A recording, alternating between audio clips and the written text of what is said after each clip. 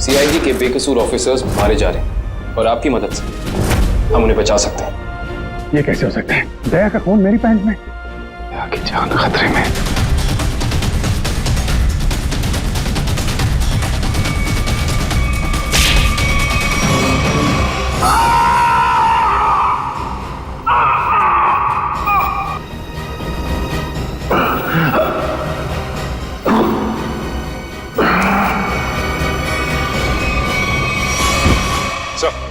शहर में जितने भी चेक नाके हर जगह पता किया, ना ही एसीपी सर का पता लगा और ना ही दया सर का।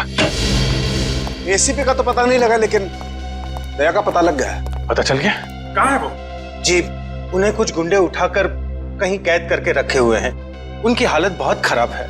ये डॉक्टर प्रमोद, गुंडे ने जबरदस्ती उठा करके ले गए थे। एक्चुअली दया की पीठ में गोली लगी थी जो गुंडों ने इनसे निकलवाई थी। दया सर को गोली लगी थी? अभी दया कैसा है? खतरे से बाहर है? कुछ कह नहीं सकते।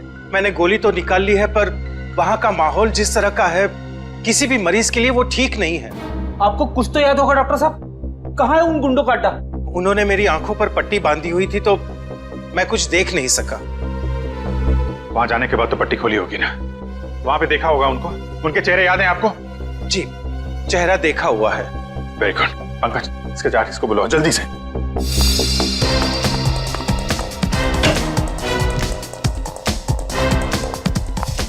अभिजीत, वो मैं तुमसे आए। सर, आप यहाँ पे? हाँ, मैं यहाँ पर। अच्छा तारिका, पेट पर जो ब्लड लगा था उसकी डीएनए रिपोर्ट आ गई? हाँ हाँ। तो वही बताने आई होगी ना तुम अभिजीत सर को, या फिर तुमने पहले ही बता दिया होगा? अपने बॉस को, डॉक्टर सालुके को बताना कतई जरूरी नहीं समझा? नहीं, कोई बात नहीं, हो जाता है, चलो कोई बात नहीं। क्या है उस डीएनए रिपोर्ट में? वो ब्लड सैंपल किसका है तारिका?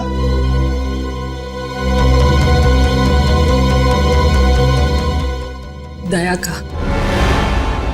दया का। अच्छा, वो पेंट जिस पर ये ब्लड था, वो पेंट किसकी?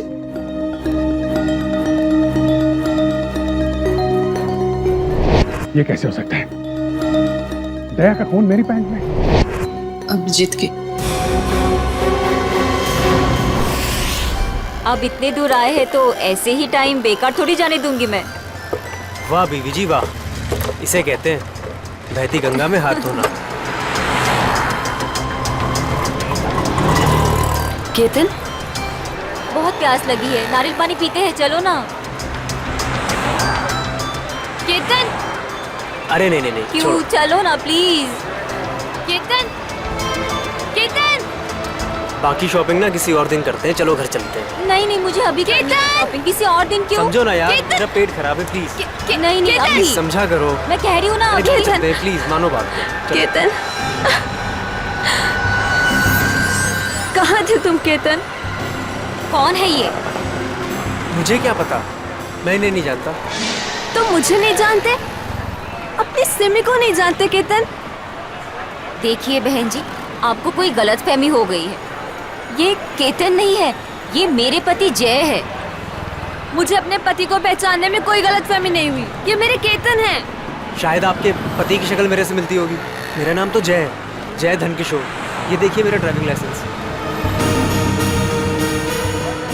तुम पुलिस वालों के लिए ड्राइविंग लाइसेंस झूठे बनाना बहुत आसान है, मैं सब जानती हूँ। पर तुम ऐसा क्यों कर रहे हो? पुलिस?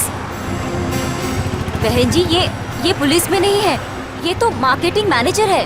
ये मार्केटिंग मैनेजर नहीं, मेरे पति हैं, एक पुलिस ऑफिसर। 6 साल पहले केस की ड्यूटी के लिए गए थे और आज तक वापस नहीं लौटे। 6 साल पहले? हाँ। आपकी शादी कब हुई? 5 साल पहले। तुम मुझ पे शक कर रही हो, और वो भी इस अजनबी औरत के कहने पे। चलो। केतन रुको, केतन।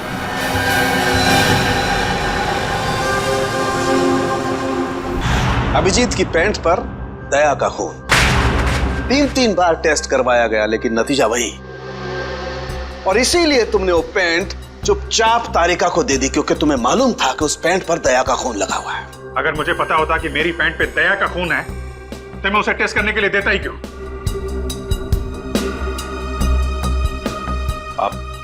आप लोगों को कहीं ये तो नहीं लग रहा है कि दया की हालत का जिम्मेदार मैं हूं? चलो ठीक है, मान लिया। अगर तुम जिम्मेदार नहीं हो तो चोरी छुपे वो पेंट तारिका को देने का क्या मतलब? वो पेंट तुम डायरेक्ट मुझे भी दे सकते थे।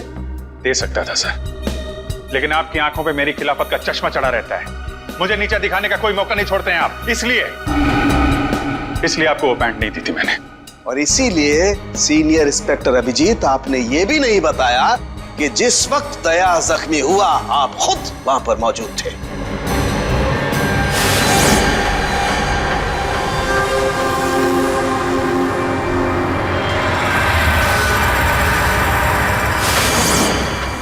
बता देता, अगर मुझे याद होता तो। मुझे अब भी याद नहीं है कि उस रात क्या हुआ था। वो ऐसी ही आपको याद ही नहीं है कि उस रात क्या हुआ था। सालुंके साहब, हम लोग अभिजीत सर और दया सर की दोस्ती की कस्में खाते हैं और आप उन पे इतने गंदे इल्जाम लगा रहे हैं। हाँ सर, अभिजीत सर अपनी जान दे देंगे लेकिन दया सर पे खरोच नहीं आने देंगे। ओ चलो ठीक है, मान लेता हूं। मैं अपने शब्द वापस लेता हूं। I am sorry. मैं मान लेता हूं कि दया आज जिस हालत में है उसका जिम्मेदार अभिजीत नहीं है, लेकिन मैं ये बात मानने को कतई तैयार नहीं हूं कि जब दया घायल हुआ अभिजीत वहां था तो भी उसे कुछ याद नहीं। कोई तो ऐसी बात होगी जो अभिजीत के दिमाग में घुस गई होगी, कुछ तो। इट्स इम्पॉसिबल, कुछ भी याद नहीं है। डॉक्टर साहब, मेरी दुखती हुई नस पे नमक मत छिड़किए। आप अच्छी तरीके से जानते हैं कि मेरी याददाश्त। जानता हूं अभिजीत, याद दिलाने की कोशिश मत करो। मैं अच्छी तरह से जानता हूं कि जब सीनियर इंस्पेक्टर अभिजीत मुसीबत में होते हैं उनके पास अपने बचाव के लिए बहुत शानदार हथियार होता है, उनकी याददाश्त। प्लीज सालुंके सर, आप अभिजीत की इंटेग्रिटी पे hold on doctor Tarika. Integrity का पाठ आप मुझे मत पढ़ाइए। आपने सीआईडी का सबसे बड़ा नियम तोड़ा है, हम लोगों से इतना इंपॉर्टेंट सुराग छुपाने का। Understand that? इंटीग्रिटी। सर, उस रात की कोई ऐसी बात जो आपको याद हो? कुछ भी?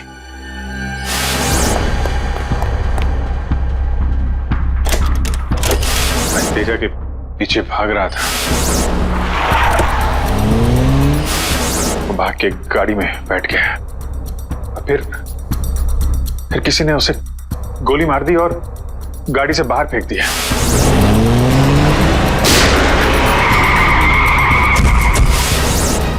जब मैं भाग के तेजा की लाश के पास पहुंचा तो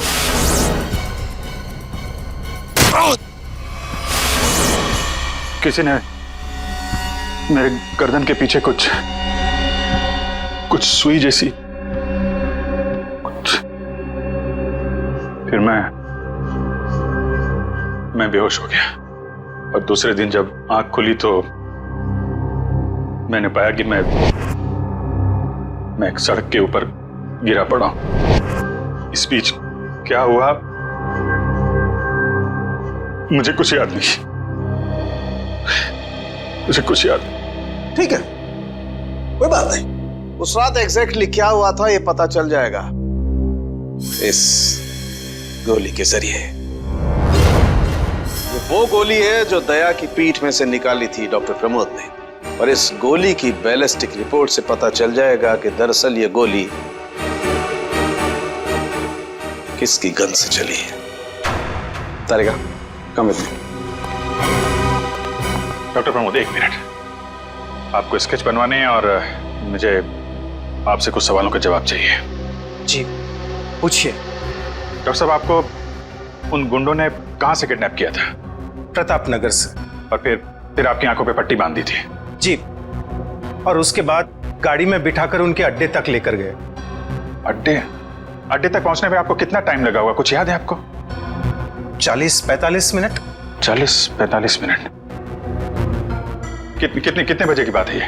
रात के तकरीबन 10:30 बजे की। 10:30 बजे रात? उस वक्त तो प्रताप नगर में ज्यादा ट्रैफिक नहीं होता है। सड़कें खाली रहती है। श्रेया, शहर का मैप लेकर आओ और उन सभी जगहों की लिस्ट बनाओ जहां पे प्रताप नगर से 45 मिनट में पहुंचा जा सकता है। श्रेया, क्या बात है? शहर का मैप लेकर आओ जल्दी। सॉरी सर, मेरी तबीयत कुछ ठीक नहीं लग रही। एक्सक्यूज मी।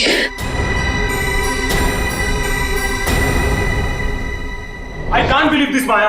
तुम्हें अपने पति की बात पे विश्वास नहीं है, लेकिन उस अनजान औरत की बात पे पूरा भरोसा है। एक औरत दूसरी औरत की आंखों में झांककर देख सकती है कि वो सच कह रही है झूठ, और उसकी आंखों में सच्चाई नहीं, उसके आंसू झूठे नहीं थे। माया, उसने 2-4 आंसू क्या बहा दिए, वो सच्ची हो गई, और मुझे रोना नहीं आता तो मैं झूठा हूँ। सच बताओ, बताओ सच की कितने बीवी है तुम्हारी, और बताओ मुझे जे। अरे मुझसे एक तो समझ नहीं रही, मैं और रख के क्या करूंगा? वो तो आज मेरा नसीब अच्छा था कि मार्केट में तुम्हारी पोल खुल गई, और जिंदगी भर मैं यही सोचती रहती कि तुम मुझसे प्यार करते हो। हाँ माया, ये बात सच है कि मैं सिर्फ तुमसे प्यार करता हूँ। माया, तुम बताते क्यों नहीं हो सच अपने बारे में, अपने अतीत के बारे में कुछ बताते क्यों नहीं हो मुझे? माया, सब कुछ तो तुम्हें पता है कि मेरा आगे पीछे कोई नहीं है, तो तुम्हारे अलावा है कौन मेरा? और तुम्हारा काम पुलिस में हो या मार्केटिंग मैनेजर हो? मार्केटिंग? माया, सब झूठ। मुझे तुम्हारे ऑफिस जाना है, बस आई डोंट केयर, मुझे तुम्हारे ऑफिस जाना है। ठीक है ठीक है, ऑफिस जाना है, मैं तुम्हें अगले हफ्ते अपने ऑफिस लेके चलूंगा। खुश? क्यों अगले हफ्ते क्यों? हाँ तो कल क्यों नहीं? बल्कि मैं कहती हूँ कल नहीं, मुझे आज अभी इसी वक्त तुम्हारे ऑफिस जाना है। सच्ची भी एक हाथ होती है यार।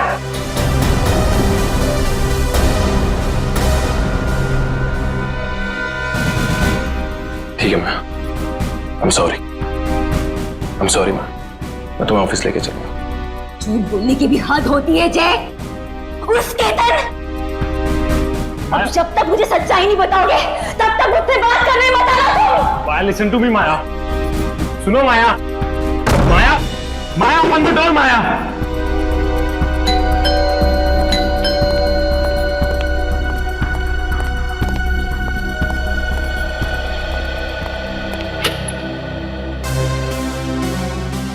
आप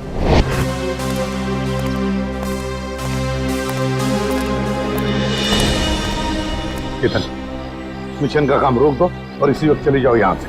नहीं सर, मैं इस मिशन को अपनी जिंदगी के 6 साल दे चुका हूँ। सर प्लीज सर, आप भी इस मिशन को मत रोकिए। सर मैं इसे पूरा करने के बहुत करीब हूँ। तुम समझते क्यों नहीं हो केतन? तुम्हारी जान को कितना बड़ा खतरा है पता है तुम्हें? और फिर मैं अपने और ऑफिसर्स की जिंदगी को कुर्बान नहीं कर सकता। 4 बजे मुझे गुलमोहर बस स्टॉप पे मिलो, दैट्स एन ऑर्डर, समझे? Sir please sir, sir please. Sir कुल मिला के 4 ऐसे इलाके हैं जो प्रताप नगर से 45 मिनट की दूरी पे है। ये है वीके रोड, जहाँ पे कॉल सेंटर्स और ऑफिसेज वगैरह हैं। ये तो वो जगह नहीं हो सकती। ये पश्चिम में श्याम नगर है सर, यहाँ पे ज्यादातर फ्लैट्स हैं। डॉक्टर साहब, आपको अच्छी तरीके से याद है जहाँ पे आपको ले गए थे वो जगह बंगलो या फ्लैट नहीं थी? जी, खंडर जैसी कोई जगह थी। अब बचता है साउथ और ईस्ट। ये साउथ में चित्रकूट नगर है और ईस्ट में विद्याधर नगर। चित्रकूट नगर में तो बहुत सारी दुकानें वगैरह हैं, और विद्याधर नगर यहाँ पे बहुत सारे स्टूडियोज हैं, फिल्म की शूटिंग होती रहती है। अरे श्रेया, अब कैसी तबीयत है तुम्हारी? मैं ठीक हूँ सर, थैंक यू। श्रेया, चाहो तो तुम घर चली जाओ और आराम कर लो, तब तक हम लोग ये सब पता लगाते हैं। नहीं सर, जब तक दया सर और एसीपी सर का पता नहीं चल जाता मुझे चैन नहीं मिलेगा। ओके ठीक है, मतलब दया या तो विद्याधर नगर में है या फिर चित्रकूट नगर में है। डॉक्टर साहब, आपको जहां ले गए थे आसपास से कुछ आवाजें आ रही थी, आपने कुछ सुना था वहां पे? हाँ, एक गाना था जो बार बार सुनाई दे रहा था। ये कहिए कि हर आधे घंटे के बाद वही गाना बज रहा था। इसका मतलब आसपास कहीं फिल्म की शूटिंग चल रही थी, मतलब Vidyadhar Nagar. Vidyadhar Nagar, correct. Film studios वहीं पे है। ये पता लगाओ कि विद्याधर नगर में वो कौन सा स्टूडियो है जहां पे इस गाने की शूटिंग हो रही थी। उठ जाग मुसाफिर भोर भई, अब रहन कहाँ जो सोवत है। ओलो लो लो लो लो दया बेटा, उठ जा उठ जा उठ जा उठ जा, सुबह हो गई, स्कूल जाने का टाइम हो गया, अच्छे बच्चे नहीं सोते, उठ जा उठ जा उठ जा। कौन हो तुम लोग? हाँ? सीआईडी के दुश्मन और मुजरिमों के दोस्त। देखो देखो देखो देखो देखो देखो कैसे तड़प रहा है पिंजरे में बंद शेर की तरह। एक बार जंजीरें खोल दे, फिर देख तुम लोगों का क्या हाल करता हूं मैं। No no no no no no, हमें मरना है क्या शेर से पंगा लेके? अरे हम तो बस इतना बताने आए थे कि तुम्हारे साथ साथ अब तुम्हारी पूरी सीआईडी टीम का सर्वनाश होने वाला है। सर्वनाश। चुप! बहुत देखे तुम जैसे सीआईडी का सर्वनाश करने वाले। आज वो लोग कहाँ हैं किसी को पता नहीं। तुम हमें इतना मूर्ख और कमजोर मत समझो, क्योंकि हमारा बॉस इतना चालाक है कि सीआईडी के पूर्वज भी उस तक पहुंच नहीं पाएंगे। एक बात सुन, अपने बॉस से कह दे कि उल्टी गिनती अब शुरू कर दे। वो नहीं बचेगा, नहीं बचेगा वो। क्या बात है यार, तुम सीआईडी वालों की यही अदा हमें बहुत पसंद है। मौत के मुंह में बैठ के भी डायलॉग मारना नहीं छोड़ते। दया, तुमसे मिलकर बहुत अच्छा लगा। अलविदा।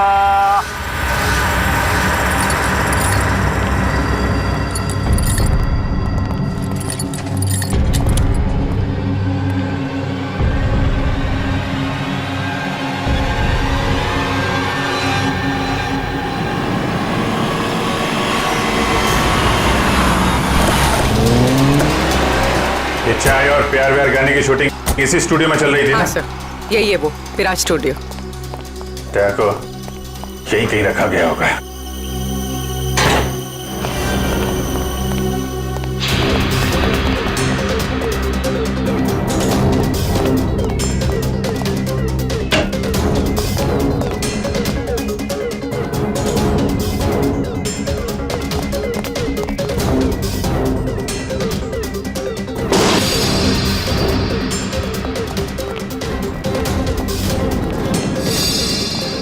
इतना सारा खून?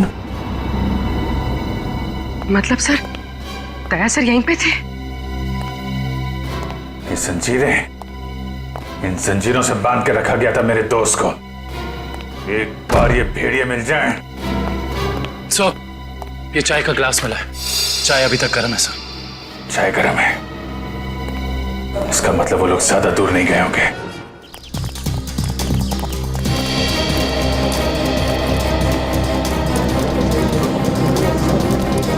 सर लगता है यहाँ पे कुछ हुआ है।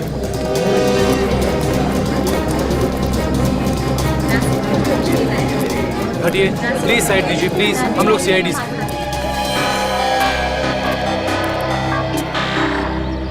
सो देखिए ना, किसी ने ऋतु का कत्ल कर दिया। कैसे हुआ ये सब? पता नहीं सर, हम सब लोग तो शूटिंग में लगे हुए थे, तभी अचानक गोली चलने की आवाज सुनाई दी और यहाँ आकर देखा तो ऋतु की लाश। कितनी देर पहले चली गोली? सर यही कोई आधे घंटे पहले सर। सर हमने लोकल पुलिस को भी इन्फॉर्म कर दिया सर। ठीक है, आप लोग थोड़ा पीछे चले जाइए, पीछे जाइए थोड़ा।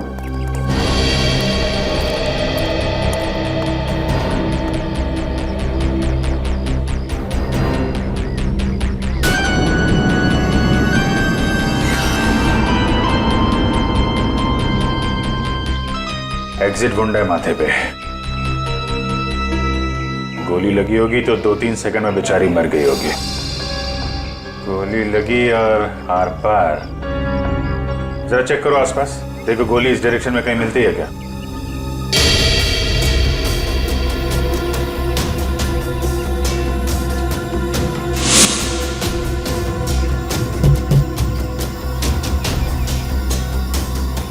ये बेचारी यहाँ ऐसे बैठी थी, पीछे से किसी ने गोली मारी और ऐसे गिरी, और ये जख्म, ये क्या चक्कर है?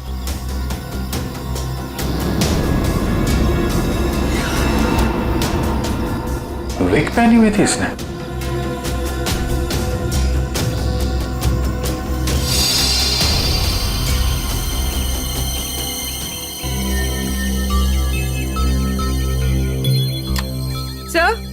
हाँ पूरी।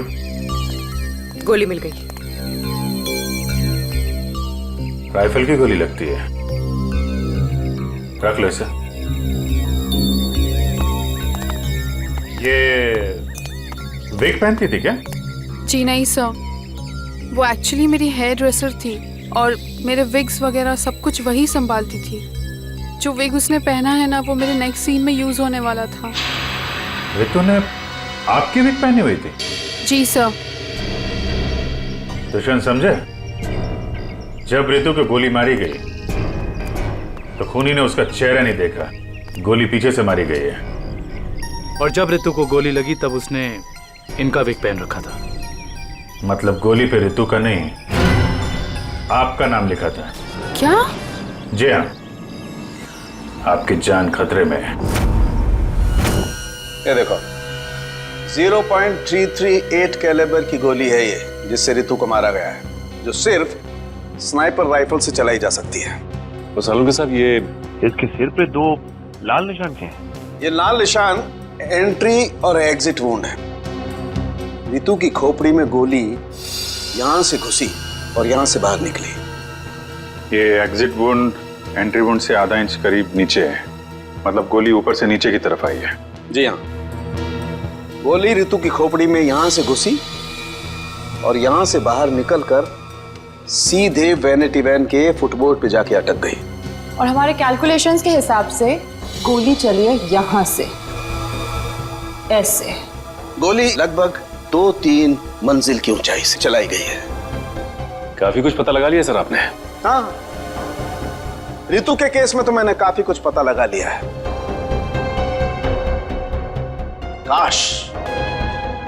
काश मैं ये भी पता लगा पाता कि दया और हमारे बाकी अंडरकवर ऑफिसर्स के साथ क्या हुआ था,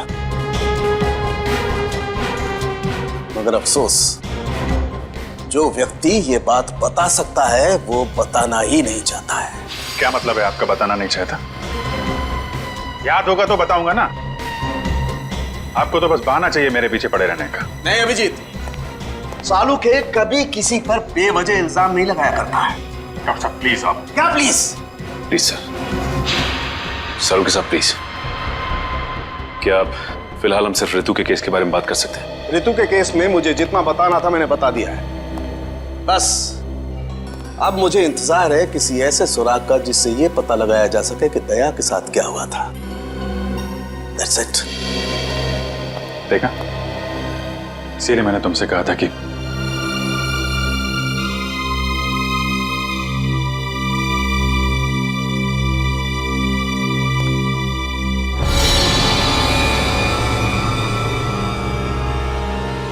शार्प शूटर।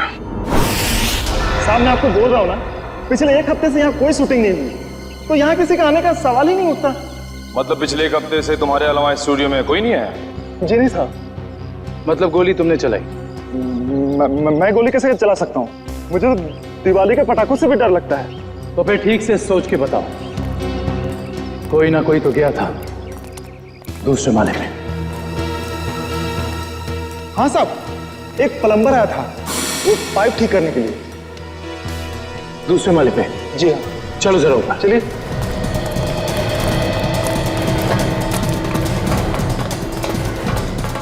किस तरफ? ये साइड।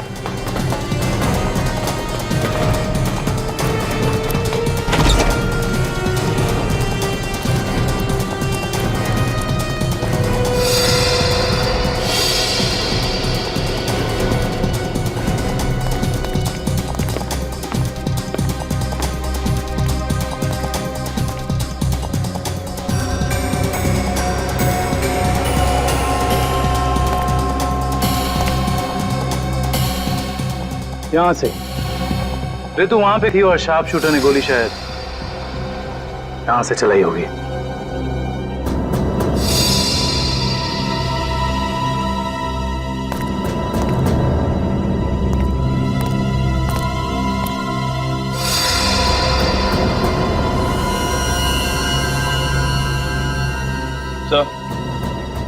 सलवानिया पर गोली ही चलाई गई है। गिरा उस गोली का शेल। तुम साहब साहब इसमें मेरा कोई दोस्त नहीं है साहब। साहब प्लीज मेरी शिकायत मत करना साहब, नहीं तो मेरी नौकरी चली जाएगी साहब, प्लीज। फिक्र मत करो। अच्छा ये बताओ कि उस प्लम्बर का चेहरा देखा था तुमने? स्केच बनवा सकते हो? साहब वो क्या है ना कि मुझे बिना चश्मा का ठीक से दिखाई नहीं देता, और वो जिस वक्त आया उस समय मेरा चश्मा कहीं खो गया था और मैं इसी चश्मे को ही ढूंढ रहा था। इस लावण्य का कोई ना कोई दुश्मन तो जरूर है, वरना कोई उसे मारने की कोशिश क्यों करता? इस लावण्य की कुंडली निकाली है सर, इसकी किसी से कोई भी दुश्मनी नहीं थी। हाँ सर, उसकी फिल्में फ्लॉप हो रही थी, तो ऐसा भी नहीं था कि किसी दूसरी हीरोइन ने ईर्ष्या से या जलन से उसे मरवाने की कोशिश की हो। लावण्य ज्यादा अमीर भी नहीं थी, तो पैसों के लिए भी हमला होगा ऐसा लगता नहीं है। सर हो सकता है वाकई में ये गोली ऋतु के लिए चली हो, लावण्य के लिए नहीं। ऋतु के बारे में तुम लोगों ने इन्फॉर्मेशन निकाली है ना? हाँ सर, ऋतु की भी किसी से कोई दुश्मनी नहीं थी। कोई ना कोई तो ऐसी बात है जो हमारी निगाह से छुपी हुई है। लावण्य के बारे में जितने भी आर्टिकल्स वगैरह है ना, इनमें कोई ना कोई ऐसी बात हमें मिलेगी जो उस जानलेवा हमले से जुड़ी हुई है। सर ये 3 दिन पुराना पेपर है, इसमें न्यूज है कि लावण्य का सामान चोरी हुआ था ब्लू ईव रिजॉर्ट से। लावण्य के सामान की चोरी ब्लू ईव रिसॉर्ट?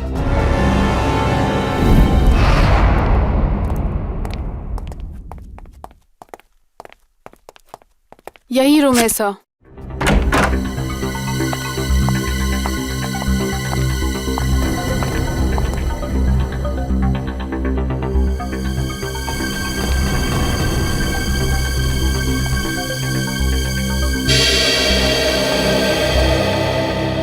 इसी कमरे से आपके सामान की चोरी हुई थी? जी हाँ सर, पर कुछ खास सामान नहीं था, यही कुछ 1,500-2 हजार रुपए और नकली ज्वेलरी। और पुलिस को कोई सुराग नहीं मिला यहाँ से? नहीं सर। पर चोर अंदर आया कहाँ से होगा? खिड़की से, एसी डक्ट से, या फिर सर दरवाजे से आया था। पुलिस के मुताबिक उसने चाबी का इस्तेमाल किया था अंदर आने के लिए। और ये कमरे की चाबी किस किस के पास थी? एक मेरे पास और एक इन लोगों के पास। तो मतलब होटल के किसी अंदर वाले का भी काम हो सकता है? मैडम आप कैसी बातें कर रही है? 15 साल पुराना होटल है हमारा, हमने पूरी ईमानदारी और मेहनत से इसकी गुडविल बनाई है, और हमारे होटल का कोई आदमी ऐसा नहीं कर सकता। या तो ये काम किसी होटल वाले ने किया है, या फिर किसी बाहर वाले ने चाबी चुरा कर उसकी डुप्लीकेट चाबी बनवा ली है। और इन दोनों ही सिचुएशंस में आपका होटल जिम्मेदार है, समझे आप? रहने भी दीजिए ना सर, कहाँ इन छोटे मोटे सामान के लिए आप इन लोगों को परेशान कर रहे हो? लावण्य जी, हम ये पूरी कार्रवाई आपके सामान के लिए नहीं, बल्कि उस आदमी को पकड़ने के लिए कर रहे हैं जिससे आपकी जान को खतरा है। क्योंकि हमें लगता है इस चोरी का संबंध आपके ऊपर हुए जानलेवा हमले से हो सकता है। इसलिए जरा ठीक से याद करके बताइए, और कोई खास सामान या कोई कीमती चीज जो चोरी हुई थी? हाँ, मेरा तो नहीं, मगर मेरी हेयर ड्रेसर ऋतु का सामान चोरी हुआ था, और उसके बाद वो अचानक से उसका मूड खराब हो गया और वो बहुत रो रही थी। ऐसा क्या सामान चोरी हो गया उसका? एक अजीब सा शोपीस था। शोपीस? हाँ, मुझे भी हैरानी हो रही थी कि एक शोपीस के लिए वो इतने आंसू बहा रही है, और मैंने उसे कहा भी कि मैं एक नया शोपीस ला दूंगी उसके लिए, पर शायद वो शोपीस उसके लिए कीमती था। बहुत महंगा शोपीस था क्या? नहीं, ट्रिपोलिया बाजार में जो चाइनीज सामान की दुकान है ना, वहीं से लिया था। होगा कुछ 700-800 रुपए का। ट्रिपोलिया बाजार में चाइनीज सामान की दुकान?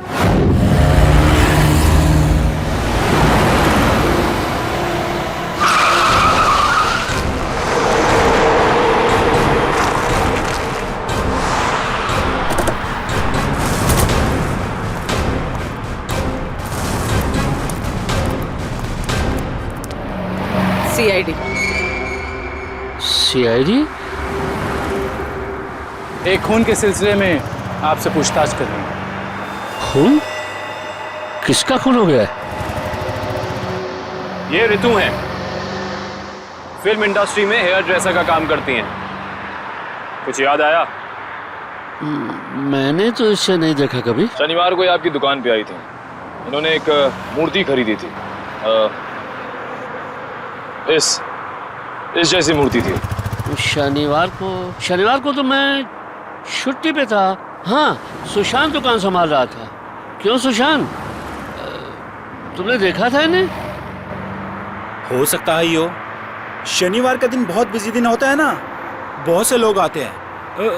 कुछ याद नहीं आ रहा। अच्छा जरा वो मूर्ति दिखाना। वो वाली भी।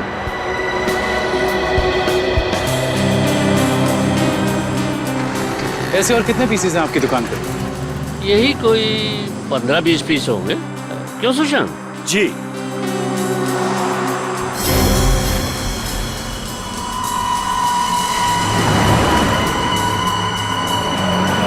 ये इन 2 बॉक्सेस पे ये क्रॉस के निशान क्यों लगे? अरे वो तो डिफेक्टिव पीस है, इन्हें फैक्ट्री वापस भेजना है, किसी काम के नहीं आपके। वो अभी पता चल जाएगा। दिखाओ इधर, दिखाओ।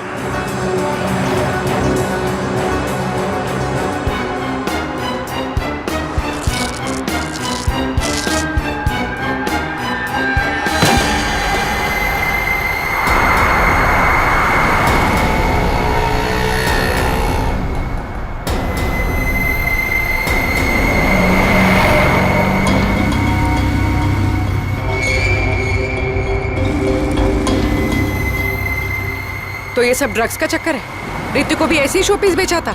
सुशांत, तुम मेरी दुकान में ड्रग्स का कारोबार कर रहे थे? बंद करो अपना ये नाटक, चलो अरेस्ट कर लो इन्हें। आइए सर, आपको गलतफहमी हुई है। मैंने कुछ नहीं आइए, किया। चलिए मेरे साथ, आइए आइए, हमें दूर करते हैं। सर, आपको गलतफहमी हुई है।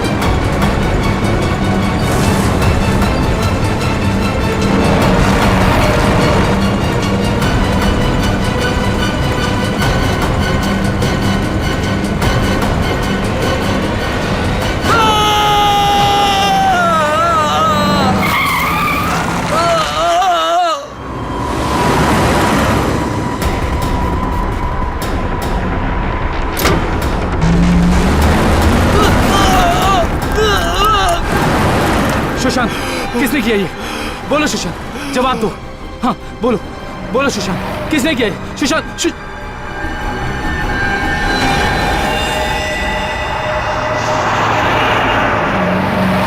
He is dead. सर इतना तो तय है, रितु की मौत का संबंध इस ड्रग्स की तस्करी से है। हाँ पूर्वी, मगर इस ड्रग्स के रैकेट के पीछे है कौन?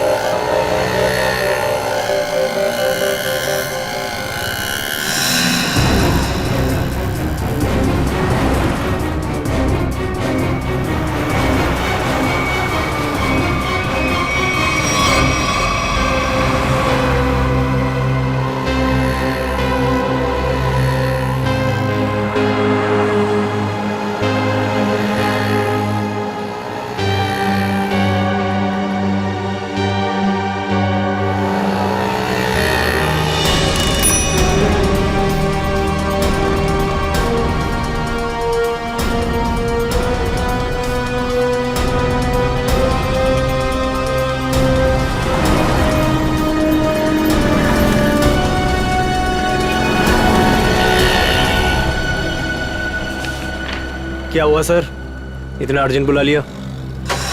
जय, तुम्हारी जान को खतरा है। तुम सब लोगों के बारे में किसी को पता चल गया है और वो एक एक करके मारे जा रहा है। ये कैसे हो सकता है सर? आखिर ये खबर खोली किसने? वही तो समझ में नहीं आ रहा है, वही तो पता लगाना है। तुम एक काम करो, इसमें भोपाल की टिकट है और 10,000 रुपये है। जल्दी से निकल लो यहां से, जाओ निकल लो जल्दी। जय, जय क्या हुआ? जय, जय,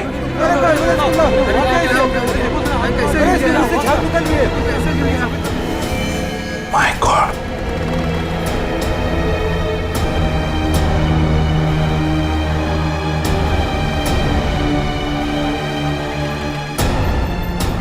मेरा एक और अंडरकवर कॉप मर गया।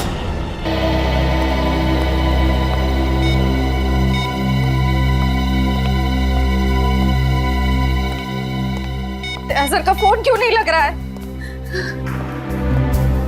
श्रेया, दया सर भी वापस आ जाएंगे जैसे अभिजीत सर वापस आ गए। सर कैसे वापस आ जाएंगे? हमें ये भी नहीं मालूम कि दया सर कहाँ है। सर ना दया सर का पता लग रहा है, ना ही एसीपी सर का। श्रेया, वो लोग सीआईडी ऑफिसर्स हैं, हजारों बार ऐसे तूफान से गुजर चुके हैं। जहां भी होंगे बिल्कुल ठीक ठाक होंगे वो लोग। सर आप ऐसा कैसे कह सकते हैं? आपने खून देखा था ना, कितना सारा खून पड़ा हुआ था वहां पे। और वो गोली जो दया सर की बॉडी से निकली हुई थी। हाँ श्रेया, मैंने सब कुछ देखा, लेकिन इसका मतलब ये तो नहीं कि सीआईडी ऑफिसर्स नहीं मरते। सर सर आप ठीक तो है ना सर? सर कल से आपका फोन नहीं लग रहा था। हाँ, मैं किसी जरूरी काम में उलझ गया था। कोई टॉप सीक्रेट काम था जो किसी को भी बता नहीं सकता था, तुम लोगों को भी नहीं। सर वो क्या? सर दया सर का कुछ पता नहीं चल पा रहा है। दया सर का कुछ पता नहीं है मतलब? सर दया सर गायब है। तो गया कहाँ वो? पता नहीं सर, उनका फोन भी नहीं लग रहा है। और सर उन्हें गोली भी लगी है। दया को गोली लगी है? एक मिनट, ये सब तुम लोगों को कैसे पता? सर अब सालुंके के साहब बता रहे थे कि दया सर की बॉडी से एक डॉक्टर ने गोली निकाली और चुपके से लाके उनको दी।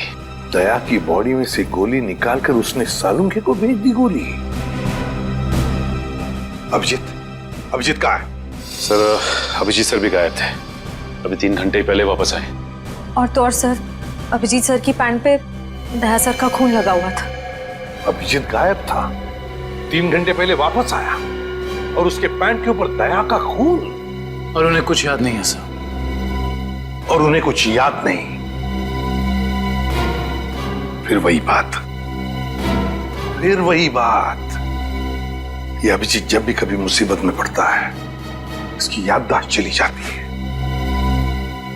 ये हो क्या रहा है सीआईडी में? हमारे 3 अंडरकवर ऑफिसर्स मारे गए, उनके बारे में मेरे अलावा और किसी को भी कुछ भी पता नहीं था। फिर भी उनके नाम भी पता चल गए बाहर। कैसे? सर अगर ये बात सिर्फ आपको पता थी तो फिर? वही तो मैं कह रहा हूं सचिन, वही समझ में नहीं आ रहा है। ये सब हुआ कैसे हो रहा है ये? इसका एक ही मतलब है सचिन, हमारे बीच में कोई तो है जो हमसे गद्दारी कर रहा है। कोई गद्दार है। और सर एक बात और, एक हेयर ड्रेसर का खून हो गया सर। Hair dresser? हाँ सर, शूटिंग के दौरान उसका खून हुआ। सर लगता है ये खून ड्रग्स की वजह से हुआ है। और सर छानबीन के दौरान एक आदमी तक पहुंचे भी, लेकिन बाद में वो भी मारा गया।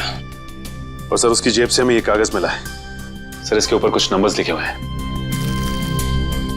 1856372459 1835672345। सचिन, ये कोई सेल फोन नंबर या फिर टेलीफोन नंबर्स भी नहीं हो सकते। ये नंबर्स कुछ और ही है।